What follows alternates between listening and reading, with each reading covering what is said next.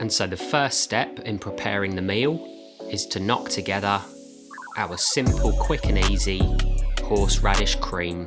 We start with about 2 tablespoons of creme fraiche to 1.5 tablespoons of horseradish sauce, flat tablespoon of Dijon mustard, about a teaspoon of sugar, nice pinch of sea salt, and a flat tablespoon of white wine vinegar.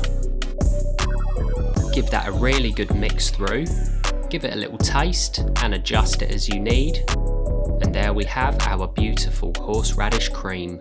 And now we need to season our steak. Be very generous, and the trick is to season a little bit more than you think is necessary. And take a minute to press all that seasoning into the steak. And now we need a good quality, heavy bottomed frying pan, olive oil. Another trick with steak is to get your pan as hot as you possibly can. And once the oil starts to smoke, lay in your sirloin. Another trick, do not touch your steak once it hits the pan. You can press it down, but we want to leave it for about 1.5 minutes to get a really good sear.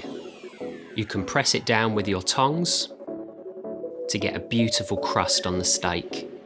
And specifically with a sirloin, we want to render the fat on the outside of the steak. And then we want to chuck in a nice generous knob of butter. Also chuck in our thyme, rosemary and sage.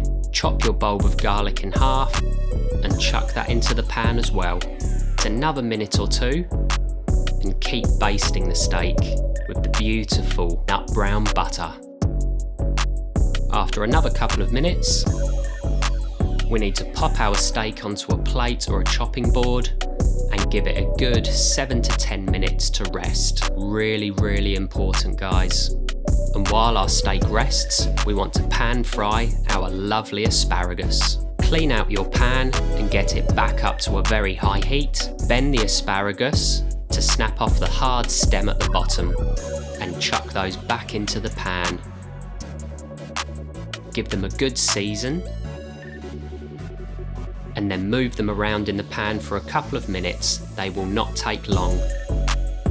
We want to chuck in a nice generous knob of butter. We want a nice sear on the asparagus, but we do want them to be beautifully al dente with a nice crunch. And when you're happy, we're ready to serve. So now carve up your steak, not too thin. And as you can see here, I've cooked this sirloin medium, beautifully blushing pink and oozing with beautiful juices. First onto the plate goes our seared asparagus. Next to that goes our beautiful medium sirloin. Drizzle back over the resting juices, and then we finish this meal with a nice dollop of our beautiful horseradish cream. Horseradish and beef is one of my favourite combinations.